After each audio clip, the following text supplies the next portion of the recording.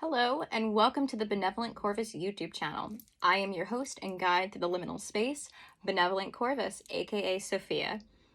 You may know me from Tom Benjamin's recently released series, F It, Let's Do Lenormand. You may have also encountered me on Tarot by Hillary's weekly live streams, Friday, 6:30 p.m. EST. You may have met me at Newts, or you may know me in the Instagram sphere as Benevolent Corvus. Or this may be our first meeting. Welcome and hello. So today I would like to show you about an aspect of tarot that I really enjoy, and that is deck collecting. Deck collecting is a bit of a controversial topic in the tarot space because it brings up the whole concept of consumerism, and ultimately you only really need one deck and one deck alone. But I like nice things, and many people like nice things, and I'm of the opinion that as long as you can fit it and afford it, sometimes we're allowed to have nice things, and that's okay. If that's not you, that is a-okay too. Everyone has their own unique experience with tarot, and that's what makes it so wonderful. So, an aspect of deck collecting that I've really been getting into is vintage decks. What I love about a vintage deck is that's a deck that has been pre-loved, pre-used, and has had a life before me. Many of these decks are significantly older than I am, which is a really cool thing to experience. These decks have seen more of the tarot world than I have, which is a cool thing to be able to get to tap into in my readings. I have 3 decks to show you today, 2 of which are very similar. One is a little different, and we'll get into that. So the first deck I have here is a 1971 JJ Swiss. So this is a US Games deck. The book was written by Stuart Kaplan.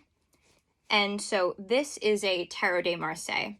So there are 3 main schools of tarot thought. There's Tarot de Marseille, which is referencing historic decks as well, though there is this whole kind of squares, rectangles thing going on with Tarot de Marseille and historical tarot, in that some historical tarot decks are Tarot de Marseille, but not every historic deck is necessarily a Tarot de Marseille. And not all Marseille decks are historical. We have some wonderful examples of more contemporary Marseille decks on the market. I'm particularly excited about a deck coming out in March from Rockpool, which is a mass market edition of the Squid Cake Marseille by Coffee with the Fool over on Instagram, which I'm really, really excited about. It looks super cool. So the 1 JJ Swiss is a Best Canson deck, and so what that means is that instead of having the High Priestess and the Hierophant, we have instead Juno and Jupiter. So let me dig those out here. So here's our Jupiter is the Hierophant. I'll bring that in close. And then here is our Juno, who is our High Priestess. So the reason for this is that, 1, it avoids bringing up some religious ire at the time that these were published. And also, not everyone is super okay with Catholic iconography, whether it's just not their religion, or some people in the tarot community have had negative experiences with organized religion, specifically Catholicism, so they may not be super comfy with having that imagery in their decks. I think it's a super cool subversion of the typical trope, which is something I love in my decks. So let's look a little bit closer at it. So first things first, we have this beautiful brown plaid on the back, and this is vintage cardstock, so it's usually a little bit different than anything that we can get modern. So it's pretty thin yet sturdy, and some of these are bent, which is usual for an older deck that's been pre-used. Some people have feelings about using used decks because they feel like it's someone else's energy on it. There's a lot of superstitions regarding using used decks. So I personally like them. I've never encountered a deck that's had bad energy on it. While I'm sure that exists, I personally haven't experienced that. And you may think I'm crazy, but a lot of times when I get a deck in the mail, I don't cleanse it, especially if it's a gift from a friend or it was given in good faith. I typically like to keep that energy around. It's fun to play with. Though, some decks I will cleanse if I don't know exactly where they came from. It really depends. If I pull a deck out of a box and it feels great, I'm inclined to keep it like that. But if I pull a deck out of a box and I feel like it's not really working for me, or I feel like there's some sort of stagnant energy there, then I'll cleanse it. It's a case-by-case basis for me. Some people may think I'm nuts. Some people may agree with me. Everyone has their own practice. That's what makes tarot so special. So let's look a little bit more at this deck. So it's like a traditional Marseille in that we have these Technicolor situation going on, but it's a little bit more detailed in the figures than, like, say, like a historical Noblet or a Convert or a Dodal. A little bit more detail in the figures. And then we have those traditional Marseille suits, curved swords, straight wands. I like the moon in this deck. It's cool because we have some figures playing above the crayfish rather than just the traditional wolf and dog. The cups here are great too. I love how they did the filigree here with all these fig leaves or ivy. It's a beautiful deck, and I picked this deck up very recently because I wanted to have something to mark the end of my Marseille challenge. Wrapping up tomorrow is the New Year, New Depth Tarot Challenge over on Instagram, also benevolent_Corvus there. And so it's a 30-day intensive journey through the Marseille based on Yov Ben Dov's. Now it's the Marseille Tarot Revealed, but I'm going based off the first edition, which is, oh my gosh, what is it called? I believe it's just the open, I think it's just the open reading, but now it's called Marseille Tarot Revealed. Excellent book, both editions. I just happen to have the older one. And so the new version's beautiful too. It's like a nice, really nice paper, Llewellyn paper. It's great. And so we went through that book and we talked about directionality and numerology and the different figures and what different body parts can represent. And so it was a wonderful journey, and I'm so excited that I did it because I was able to get a much closer look into the Tarot de Marseille. And I'm excited that it seemed to have provided a container for other folks to kind of get their feet wet in Tarot de Marseille. So this deck is really beautiful, and I'm excited I grabbed it. Here's one of the cards that has a little bit of damage on it. If you look closely, you can see how it's a little bent. And it's just a lovely, lovely deck. And it has that old book smell, which I love. So now, let's get into the bulk of the episode, shall we? So I'm a Thoth person. I've read all the Aleister Crowley manuscripts. I've read all of the Equinox. I've read all of the books. I've read all of it.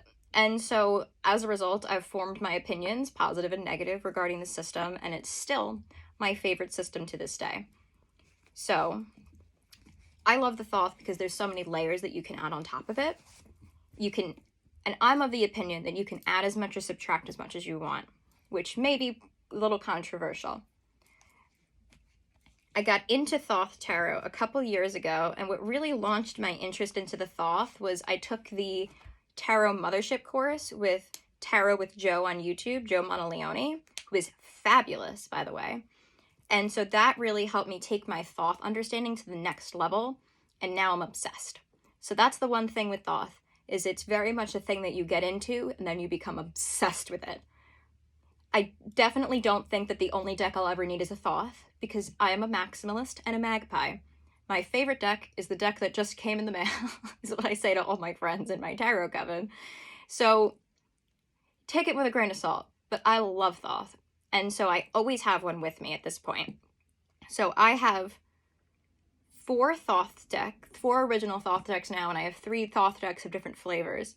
So I have 2 here now. So these are 2 vintage Thoth decks. And so the thing with vintage Thoth decks is they're hard to get your hands on for a reasonable price. If you feel comfortable spending a couple $100 on a Thoth deck, all the power to you.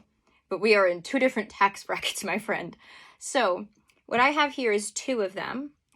And so I have a 1978 and a 1983, and both of them are greenies.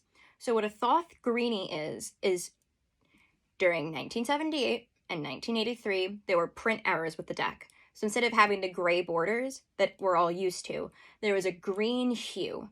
And I love that green tinge that it adds to the cards. It definitely alters the color scales of the cards a little bit.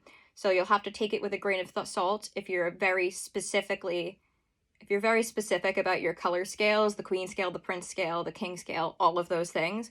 But I personally love them. For years, though, they were described as the icky green deck. But now they've kind of taken a resurgence and they've become very popular. So I'm fortunate enough to have 3 in my collection. The 2 I have here, and then I have one that's sealed in shrink wrap that I'm afraid to open. It's kind of just put away for posterity. Eventually, I think I'll feel comfortable enough to open it, and right now it's just kind of a backup copy. I feel like I have 2 of the same deck in my collection in use, and when I got the second one, I had a bit of a crisis about not wanting the other one to feel like it wasn't being utilized properly. I anthropomorphized my decks. So I'm going to start with my 78. So this is the first greenie I picked up. I picked this up sometime last year, believe around summertime.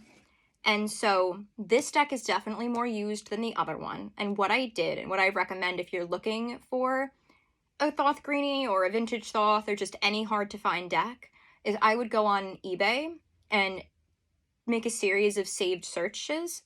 So I put in Thoth greenie, I put in 1983 Thoth, 1978 Thoth, Thoth tarot, vintage tarot decks, and some of them were more specific searches than others.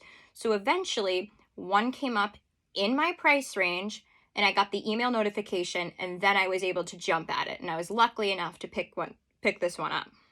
Coincidentally, this is also my most expensive greenie. The stories for the other ones are a little bit more far-fetched. So this one's a little bit worn, so you'll definitely see that this one has been truly used, abused, and loved. And I like that because the energy on this is fantastic. There's only one card in this deck that has a little bit of water damage. You can see on the bottom, it's a little bit warped, but it's fine. Otherwise, the deck is perfectly straight. And I kind of like how the deck has been worn in. It has like a nice kind of patina on it. And I did take a very, very dry with a little bit of water paper towel and cleaned off some of the gunk. And it made a huge difference. Though if you're going to do that, really wring it out and like ever so gently wipe, don't scrub. Otherwise you'll waterlog your cards. So I still think it's beautiful. I love how patinaed it is. And this is my copy that I only use for myself. This is my Thoth greenie. This stays home. It does not leave the house. And I use this for very deep questions. This is my like Dark Night of the Soul deck. I use my decks for all things. I don't really have specific decks for shadow work or things like that. There are definitely decks that are more inclined to certain things. Like maybe I wouldn't bring my original Deviant Moon to a baby shower. Maybe. I have a newsletter about that, by the way, too. If you'd like to learn more about that, check the description below and you can read my newsletter. So it's a beautiful deck, but it's definitely decently worn. So when I bought this deck, I had no intentions of picking up any more Thoth greenies, but the universe had other plans. So when I was at Newt's last October, they have a potlatch table at Newt's. So if you've never been to Newt's, which is the Northwest Tarot Symposium, it's in Oregon, October-ish each year. So this was the first time that I'd been to a big tarot conference. I'd gone with my tarot coven, and we had a blast, so much fun. And it was such a pleasure to get to meet a ton of people that I've idolized for years and make new friends, and it was wonderful. So while I was there, what the potlatch table is it's a place where you can leave a deck, take a deck, or a deck bag, or essential oils, things like that. There's a whole bunch of things. So on day 2, I had walked in the morning, and then I saw right on the table, face down, this guy. And so if you know your Thoth decks, you'll know that the vintage Thoths, all of the ones that are missing the white border. So I knew it had to be a vintage Thoth, which I was excited about to begin with. And then I flipped it over and lost my mind a little bit. I was like, holy crap, that's a whole Thoth greenie. And then so I plopped it in my tote bag, did not make much of a fuss about it, and what about my day? And so when I had my first class of the day, which was Jamie Alford's Reclaiming Cards class, which was fabulous, by the way, I went through it and I counted all the cards because I thought, okay, it's a Thoth Greenie, but it can't be complete. Who would just give up a complete Thoth Greenie for free? Well, dear reader, they did. So, complete deck, free. So my first Thoth Greenie was about 50 bucks, which is pretty cheap for a Thoth Greenie, and my second Thoth Greenie was free, which is fabulous and unheard of. So what I will say about this deck is that while the images on this deck are significantly less worn, I'll show you the Aeon card for comparison. What I will say is this deck has more water damage than the other one. It's still completely fine though, by the way, to my standards. But if you look, you can see where there's water damage there, and then the deck is definitely bowed, which doesn't bother me at all. So my 78 stays home, and it's just for me, and my 83 deck goes around me everywhere in the Moonlit Fae bag that I picked up at Newt's. And I do have, you heard me correctly earlier, I do have 3, but my third one is in the shrink wrap, like I said. So those are my Thoth Greenies. I use them all the time. I love a greenie. I think the green hue just takes Lady Frida Harris's artwork and brings it to the next level. But I'm not as precious with them as I was. When I only had the 78, I was like, I can't bring it anywhere. I can't touch it. I can't move it. And it was actually a point of contention for me with when I went to Newt's, because I was like, well, this is my deck. Like, this is like this is the deck I use for everything. Like, I can't not bring it to Newt's. But I was like, no, I'm not going to bring it on the plane and risk it with TSA. So then when I got to Newt's and there was spontaneously a Thoth Greenie, I was like, okay, I was meant to have one. And so now, as a result, my second Thoth Greenie, my 83, goes everywhere. And so I'm never without my Thoth Greenie. So that's all I have for today. If you have any questions, comments, any concerns about my use of vintage decks, please let me know and sound off below. I'm on Instagram at Benevolent Corvus. My website is Benevolent Corvus. My TikTok is Benevolent Corvus. And my YouTube that you've already found is Benevolent Corvus. So if you have any questions, look for Benevolent Corvus. So I'm hoping to do more of these. I'm having a blast so far. Let me know what you'd like to hear about. Do you want to hear more about deck collecting? Do you want to hear more about vintage Thoth decks? Do you want to hear about my opinions about Thoth, political or otherwise? Let me know. Bye!